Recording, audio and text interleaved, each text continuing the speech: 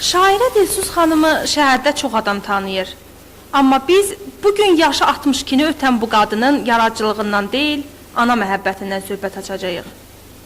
1958-ci ildə fevral ayının 27-sində mənim qardaşım 25 yaşında ağır faciəli ölümlə öldürüldü. O devirdən sonra anam bu faciəyə dözməyib, yer xəstəsi oldu. Onda mənim artıq 17-18 yaşım var idi. Mən heç cür anamdan ayrıla bilmədim. Bütün gəncliyimi də, vüsal məhəbbətimi də, evlad məhəbbətimi də hamısını anama qurban verdim. Hələ 17 yaşı olarkən anasının xəstə olduğunu görən Dilsuz, gecə-gündüz ona qulluq etməkdən yorulmadı və bütün gəncliyini valideyninə həsr etdi.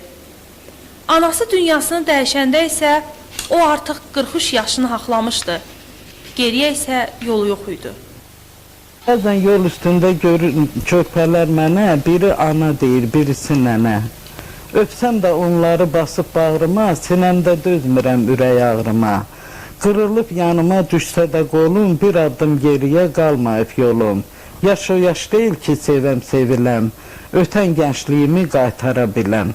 Peşman olsam da bu ana uğrundadır deyin, o mənə təskinlik verir. Amma düzdür, təhlik mənə təsir eləyir.